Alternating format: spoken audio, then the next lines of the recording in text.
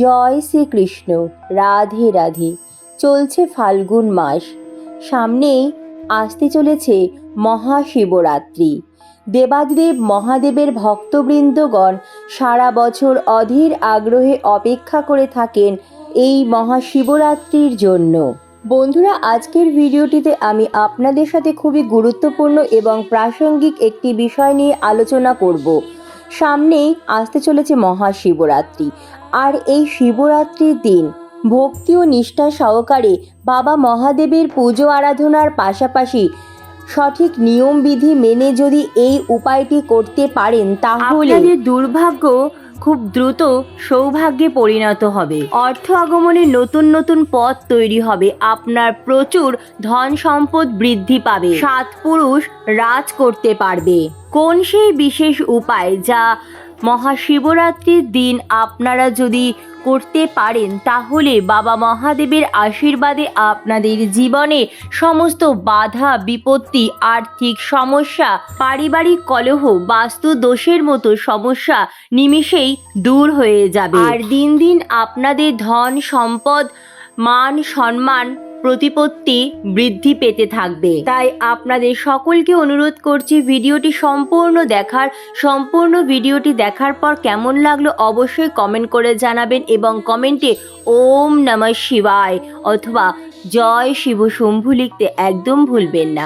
ভিডিওটি ভালো লাগলে লাইক, শেয়ার ও নতুন বন্ধুরা প্লিজ চ্যানেলটি সাবস্ক্রাইব করে পাশে বেল বাটনটি অন করে নেবেন, যাতে আমার পরবর্তী ভিডিওর নোটিফিকেশন খুব সহজেই আপনাদের কাছে পৌঁছে যায়। আর যে সকল বন্ধুরা অলরেডি চ্যানেলটি সাবস্ক্রাইব করে পাশে আছেন তাদের অসংখ্য ধন্যবাদ। তো চলুন বন্ধুরা, আসা যাক মূল পর্বে। এবছর অর্থাৎ 2025 সালে মহাশিবরাত্রি পড়েছে বাংলার 13ই ফাল্গুন, ইংরাজি 26শে ফেব্রুয়ারি বুধবার। চতুর্দশী তিথি শুরু হচ্ছে ইংরাজি 26শে ফেব্রুয়ারি 2025, বাংলার 13ই ফাল্গুন 1431 সকাল 9:42 থেকে, এবং শিব চতুর্দশী তিথি সমাপ্ত হবে পরের দিন অর্থাৎ 27শে ফেব্রুয়ারি 2025, বাংলার 14ই ফাল্গুন 1431 সকাল 8:31। ফাল্গুন মাসে কৃষ্ণপক্ষে চতুর্দশী তিথিতে পালিত হয় মহাশিবরাত্রির ব্রত। শিবরাত্রি দিনটি অত্যন্ত গুরুত্বপূর্ণ এবং মাহাত্ম্যপূর্ণ একটি পবিত্রতম দিন। বাবা মহাদেবের বিশেষ কৃপা লাভ পেতে অবশ্যই এই দিন ভক্তি ও নিষ্ঠা সহকারে বাবা মহাদেবের পুজো আরাধনা করুন। মহাশিবরাত্রিতে অবশ্যই দেবাদিদেব মহাদেবকে বেল পাতা নিবেদন করবেন। বেলপাতা বাবা মহাদেবের অত্যন্ত প্রিয়। বেলপাতা ছাড়া বাবা মহাদেবের পুজো অসম্পূর্ণ বলে মানা হয়। বেলপাতার আলাদা মাহাত্ম্য রয়েছে। ভক্তি ও নিষ্ঠা সহকারে মহাশিবরাত্রির ব্রত পালন করলে ভক্তের সকল মনস্কামনা পূরণ করেন স্বয়ং দেবাদিদেব মহাদেব। শাস্ত্র মতে মহাশিবরাত্রির আগের দিন অবশ্যই সংযম পালন করতে হবে এবং ব্রতের দিন সকাল থেকে উপবাস থেকে প্রহরে প্রহরে শিবলিঙ্গ 4 বার 4 রকম জিনিস দিয়ে আলাদাভাবে অভিষেক করিয়ে 4 বার দেবাদেব মহাদেবের ভক্তি ও নিষ্ঠা সহকারে পুজো আরাধনা করে রাত্রি জাগরণ করতে হবে এবং অবশ্যই ব্রতকথা পাঠ করতে হবে। পরের দিন পারণের সময়ের মধ্যে পারণের পুজো সম্পূর্ণ করে পুজোর প্রসাদ গ্রহণ করে উপবাস ভঙ্গ করতে হবে। এটা আমি বললাম বন্ধুরা শাস্ত্র অনুযায়ী মহাশিবরাত্রির ব্রতের সঠিক নিয়মবিধি। তবে সকলের পক্ষে তো সারা দিন নির্জল উপবাস থেকে প্রহরে প্রহরে শিবলিঙ্গ অভিষেক করিয়ে বাবার পুজো আরাধনা করে রাত্রি জাগরণ করা সম্ভব হবে না। যে কোনো ব্রত উপবাসের আগের দিন অবশ্যই সংযম পালন করতে হয়। তাই আপনারা অবশ্যই মহাশিবরাত্রির ব্রতের আগের দিন সংযম পালন করবেন এবং ব্রতের দিন খুব সকাল সকাল পারলে ব্রাহ্ম মুহূর্তে ঘুম থেকে উঠে পড়বেন। এই দিন একদম বেশি বেলা করে ঘুমোবেন না। সকাল সকাল ঘুম থেকে উঠে বাসি বিছানায় হাত জোড় করেই বাবা মহাদেবকে মনে মনে স্মরণ করে প্রণাম জানিয়ে দিনটি শুরু করবেন। এরপর বাড়ি ঘরদোর সুন্দর করে পরিষ্কার পরিচ্ছন্ন করে নেবেন এবং এই দিন অবশ্যই সকাল সকাল স্নান সেরে নেবেন। পারলে অবশ্যই এই দিন গঙ্গা স্নান অথবা পবিত্র কোনো নদীতে স্নান করুন, কারণ মহাশিবরাত্রিতে গঙ্গা স্নানের অত্যন্ত মাহাত্ম্য রয়েছে। আর যদি সম্ভব না হয় সেক্ষেত্রে আপনারা বাড়িতেই স্নান করে নিন এবং স্নানের জলে সামান্য কর্পূর বিষেও স্নান করতে পারেন।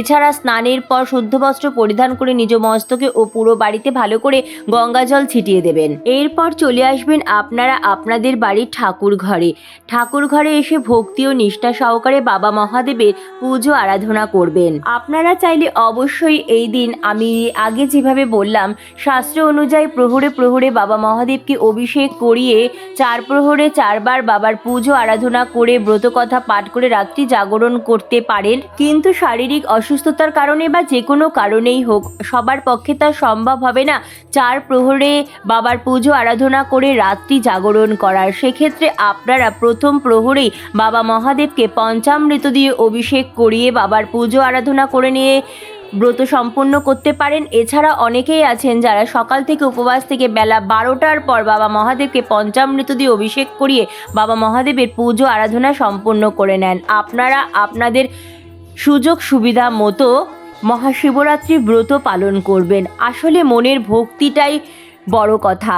বাবা মহাদেব ভক্তিটাই দেখেন। ভক্তি ও নিষ্ঠা সহকারে বাবা মহাদেবকে সামান্য গঙ্গা জল নিবেদন করুন আর একটি বেলপাতা নিবেদন করুন। বাবা মহাদেব তাতেই আপনার ওপর অত্যন্ত প্রসন্ন হবেন। বাবা মহাদেবকে পঞ্চামৃত দিয়ে অভিষেক করানোর পরে অবশ্যই গঙ্গা জল দিয়ে খুব ভালোভাবে অভিষেক করিয়ে নেবেন। এরপর বাবা মহাদেবকে সাদা চন্দনের তিলক পরাবেন।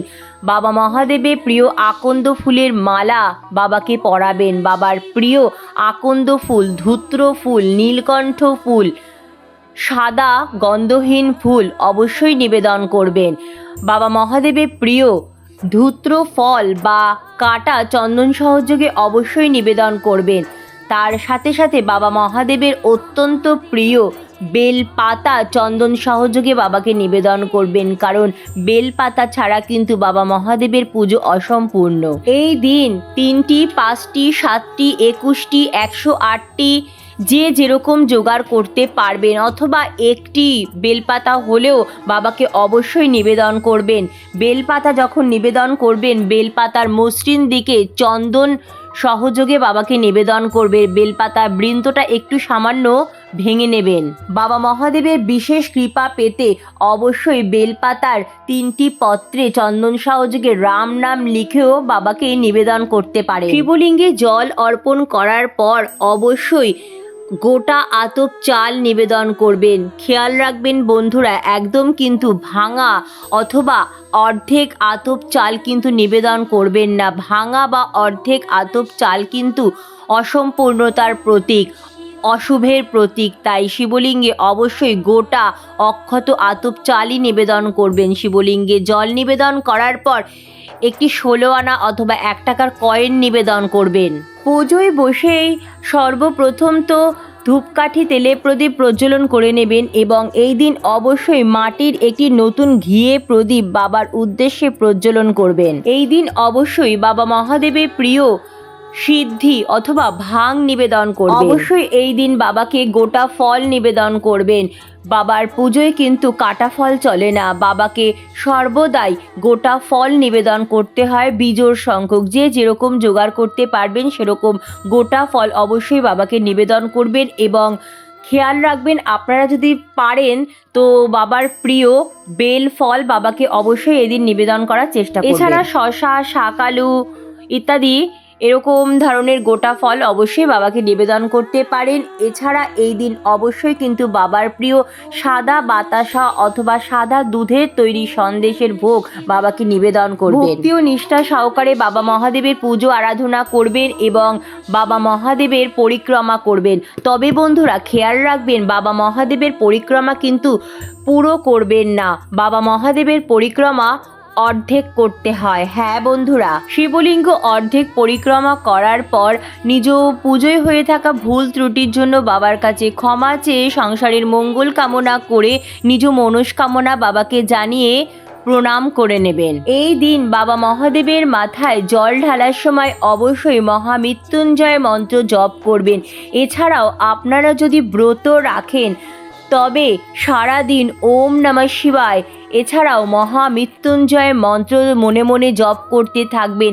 তাছাড়া আপনারা যদি ব্রত নাও রাখেন তবুও কিন্তু আপনারা এই দিন ওম নমঃ শিবায় এবং মহামৃত্যুঞ্জয় মন্ত্র মনে মনে জপ করতে থাকবেন। মহামৃত্যুঞ্জয় মন্ত্র জপ করলে সমস্ত রকমের জীবনের বাধা বিপত্তি, আর্থিক সমস্যা, কঠিন থেকে কঠিনতর রোগ ব্যাধি থেকে খুব সহজেই মুক্তি পাওয়া যায়। বাবা মহাদেবের পুজোয় এই দিন তো অবশ্যই বেলপাতা নিবেদন করবেন, কারণ বেলপাতা ছাড়া বাবা মহাদেবের পুজো অসম্পূর্ণ। তবে খেয়াল রাখবেন বেলপাতা যেন ছেঁড়া ফাটা না হয়, একদম নিখুঁত পরিষ্কার বেলপাতাই বাবাকে চন্দন সহযোগে নিবেদন করবে। ভক্তি ও নিষ্ঠা সহকারে বাবা মহাদেবের পুজোর পর আপনারা যদি গোপনে শিবলিঙ্গ থেকে একটি বেলপাতা নিয়ে আসতে পারেন এবং সেই বেলপাতাটা সঠিক নিয়মবিধি মেনে যদি আপনি আপনার কাছে রাখতে পারেন বা এই উপায়টি অবলম্বন করতে পারেন, তাহলে আপনার জীবনের সমস্ত বাধা বিপত্তি নিমেষেই দূর হয়ে যাবে। আপনি জীবনে অনেক অনেক উপকার পাবেন। বাবা মহাদেবের আশীর্বাদী এই বেল পাতাটি নিয়ে আপনারা শিবরাত্রির দিনই আপনাদের বাড়ির লকারে অথবা আপনাদের কর্মস্থলে রেখে দেবেন। দেখবেন ধীরে ধীরে আপনাদের ধনসম্পদ বৃদ্ধি পেতে শুরু করেছে। বাবার কৃপায় আপনাদের কখনো আর ধন সম্পদের অভাব হবে না এবং আপনার গৃহে সদা সর্বদাই পজিটিভ এনার্জিতে পরিপূর্ণ থাকবে। মহাশিবরাত্রির দিন পুজোর পর গোপনে চুপচাপ শিবলিঙ্গ থেকে একটি 3টি পাতাযুক্ত নিখুঁত বেল পাতা নিয়ে চলে আসবেন। এরপর সেই বেল পাতাটি আপনার বাড়ির ঠাকুর ঘরে নিয়ে আসবেন এবং সেখানে পরিষ্কার একটি লাল অথবা হলুদ রঙের নতুন শালু কাপড় নিয়ে তাতে পুটুলি তৈরি করে নেবেন বেলপাতাটি। সেই পুটুলিটি আপনারা আপনাদের বাড়ির লকারে অথবা আপনাদের কর্মক্ষেত্রের ক্যাশবাস্কে রেখে দেবেন।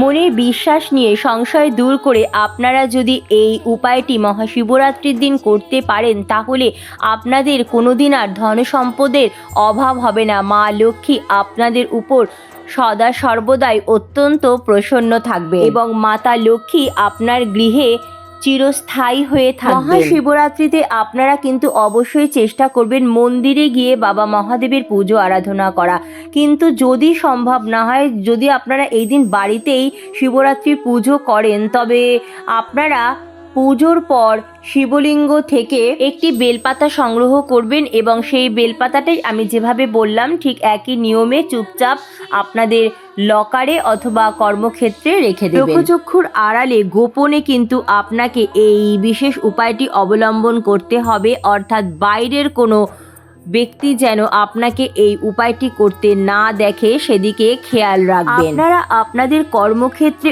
উন্নতি চাইছেন, এছাড়া আপনি অথবা আপনার পরিবারের কোনো সদস্য হয়তো অনেক দিন ধরে কোনো রোগ ব্যাধিতে ভুগে চলেছে, তবে এর থেকে খুব সহজেই নিস্তার পেতে চাইছেন, তবে বেলপাতা দিয়ে এই উপায়টি অবশ্যই অবলম্বন করুন। ডাক্তার দেখাচ্ছেন, চিকিৎসার পিছনে হয়তো অনেক টাকা ব্যয় করছেন, কিন্তু কিছুতেই আপনারা রোগ ব্যাধি থেকে নিস্তার পাচ্ছেন না, অযথা অর্থের অপচয় হয়েই চলেছে। ডাক্তার দেখিয়ে দেখিয়ে আর ওষুধ খেয়ে খেয়ে আপনারা হয়তো হাঁপিয়ে উঠেছেন, কি করবেন আর ভেবে পাচ্ছেন না, তবে এই বেলপাতার জলটি খেয়ে দেখুন। প্রতিদিন সকালে স্নান করে শুদ্ধ বস্ত্রে 1 ঘটি পরিষ্কার শুদ্ধ জলে একটি পরিষ্কার বেল পাতা ভিজিয়ে সেই জলটি খেয়ে দেখবেন বাবা মহাদেবের কৃপায় কয়েকদিনের মধ্যেই আপনারা কঠিন থেকে কঠিনতর রোগ ব্যাধি থেকে খুব সহজেই মুক্তি পেতে পারবেন। তার সাথে সাথে আপনাদের শরীরে আপনারা খুব ভালো এনার্জি অর্থাৎ এক পজিটিভ এনার্জির ঊর্জা অনুভব করতে পারবেন। তার সাথে সাথে মানসিক শান্তি পাবেন। যদি আপনারা দুশ্চিন্তা অর্থাৎ ডিপ্রেশনে থাকেন, সেখান থেকেও খুব দ্রুত মুক্তি পাবেন। আয়ুর্বেদে এই বেলপাতা কিন্তু অনেক ঔষধি রূপে ব্যবহার করা হয়। বাবা মহাদেবের অত্যন্ত প্রিয় এই বেলপাতা, আর মহাশিবরাত্রিতে বাবাকে বেলপাতা নিবেদন করলে সেই বেলপাতা অমৃতের সমান হয়ে যায়। আর মহাশিবরাত্রিতে আপনারা গোপনে শিবলিঙ্গ থেকে যদি একটি বেলপাতা নিয়ে এসে আপনার ঠাকুর ঘরে স্থাপন করতে পারেন অথবা আপনার নিজের কাছে রাখতে পারেন, তাহলে আপনার জীবন বাবার আশীর্বাদে ভরে উঠবে সুখ শান্তি সমৃদ্ধিতে। দাম্পত্য কলহ দূর হবে, স্বামী স্ত্রীর মধ্যে ভালোবাসা বৃদ্ধি পাবে, সন্তান সুখ প্রাপ্তি করতে পারবে। যারা সন্তান সুখ চাইছেন, অর্থাৎ অনেক দিন হয়েছে বিয়ে হয়েছে এখনো আপনারা সন্তান সুখ পাননি, সেক্ষেত্রে আপনারা ভক্তি ও নিষ্ঠা সহকারে মহাশিবরাত্রির ব্রত পালন করুন এবং শিবলিঙ্গ থেকে গোপনে একটি বেলপাতা নিয়ে আসুন। বাবা মহাদেবের আশীর্বাদী সেই বেলপাতাটি ভালো করে বেটে জল দিয়ে গিলে খেয়ে ফেলুন। বাবা মহাদেবের আশীর্বাদে খুব শীঘ্রই আপনারা সন্তান সুখ পাবেন। কোনো ব্যক্তির যদি রাহু কেতু অথবা শনির দশা চলে, অর্থাৎ গ্রহ দোষ চলে, সেক্ষেত্রে মহাশিবরাত্রির দিন শিবলিঙ্গ থেকে আপনারা গোপনে একটি বেলপাতা নিয়ে আসুন। এরপর তামার একটি ঘটিতে পরিষ্কার শুদ্ধ জল পূর্ণ করে নিন এবং সেই বেলপাতাটা দিয়ে আপনার অথবা আপনার পরিবারের যে সদস্যর উপরে কোনো রকম গ্রহদোষ অথবা খারাপ নজর দোষ আছে বলে আপনার মনে হয়, তাদের উপরে ভালোভাবে সেই বেলপাতা দিয়ে জলটি ছিটিয়ে দিন। খুব সহজেই দেখবেন গ্রহদোষ অথবা নজর দোষ দূর হয়ে যাবে। তার সাথে সাথে দূর হবে কালসর্পদোষ, পিতৃদোষ, অশুভ শক্তির প্রভাব। আপনার পরিবারের উপর কোনো রকম যদি অশুভ শক্তির প্রভাব থাকে, অর্থাৎ বাস্তু দোষ থাকে, সেক্ষেত্রে আপনারা মহাশিবরাত্রির দিন শিবলিঙ্গ থেকে গোপনে একটি বেলপাতা নিয়ে এসে লাল একটি শালু কাপড়ে ভালো করে বেঁধে পুটুলি তৈরি করে আপনার বাড়ির সদর দরজার সামনে বেঁধে দিন। এতে করে আপনার গৃহে কখনো কোনো রকম অশুভ শক্তির ছায়া প্রবেশ করতে পারবে না। এছাড়া বাবা মহাদেবের আশীর্বাদী এই বেলপাতার লাল পুটুলিটি আপনারা আপনাদের বালিশের নিচে রেখে ঘুমোতেও পারেন।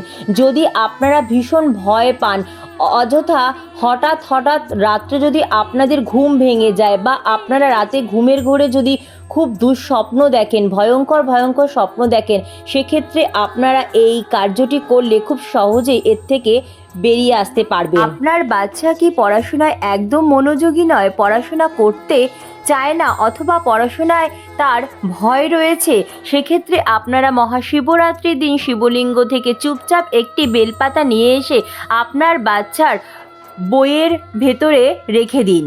বাবা মহাদেবের আশীর্বাদে এই বেলপাতার সাহায্যে দেখবেন আপনার সন্তানের স্মৃতিশক্তি খুব ভালো হয়ে যাচ্ছে এবং পড়াশোনায় অত্যন্ত মনোযোগী হয়ে উঠছে। মহাশিবরাত্রিতে আপনার সকল মনস্কামনা পূরণ করতে বাবা মহাদেবকে এইভাবে বেলপাতা নিবেদন করুন। 3টি পাতা যুক্ত একটি নিখুঁত বেলপাতা নিয়ে তার মাঝখানের পাতাটিতে ভালো করে মধু মাখিয়ে তাতে 7টি কালো তিল ও একটি গোলমরিচ সহযোগে বাবাকে নিবেদন করুন। শ্রী শিবায় নমস্তুভ্যাং এই মন্ত্রটি বলে। এছাড়া মহাশিবরাত্রিতে শিবলিঙ্গে আপনারা যখন গঙ্গা জল নিবেদন করবেন, তখন শিবলিঙ্গ থেকে ঝরে পড়া গঙ্গা জল সামান্য হলেও একটি ঘটিতে করে তা সংগ্রহ করুন। শিবলিঙ্গ থেকে ঝরে পড়া গঙ্গা জল অমৃত সমান হয়ে যায়। বিশ্বাস করা হয় শিবলিঙ্গের চারিপাশে অনেক দেবদেবীগণ অদৃশ্য রূপে থাকেন, যাতে শিবলিঙ্গ থেকে ঝরে পড়া জল তারা গ্রহণ করতে পারে। এই জল সংগ্রহ করে আপনারা বাড়িতে চলে আসবেন এবং আপনি এবং আপনার পরিবারের সকল সদস্যরাও একটু একটু হলেও তা গ্রহণ করবেন এবং তারপর বাড়ির প্রত্যেক সদস্যের মাথায় এবং আপনার নিজের মাথায় ভালো করে ছিটিয়ে দেবেন। এরপর আপনার বাড়ির প্রতিটি কোণায় কোণায় এবং বাড়ির সদর দরজায়ও খুব ভালোভাবে ছিটিয়ে দেবেন। বন্ধুরা, এই ছোট্ট উপায়টির মাধ্যমে আপনার গৃহ থেকে সমস্ত অশুভ শক্তি প্রভাব দূর হয়ে যাবে, আপনার বাড়ির বাস্তু দোষ দূর হয়ে যাবে, আপনার পরিবার দেবাদেব মহাদেবের আশীর্বাদে ভরে উঠবে সুখ শান্তি সমৃদ্ধিতে। তো বন্ধুরা, আজকের মতো এইটুকুই। অনেক ধন্যবাদ ভিডিওটি দেখার জন্য। জয় শিব শম্ভু। রাধে রাধে।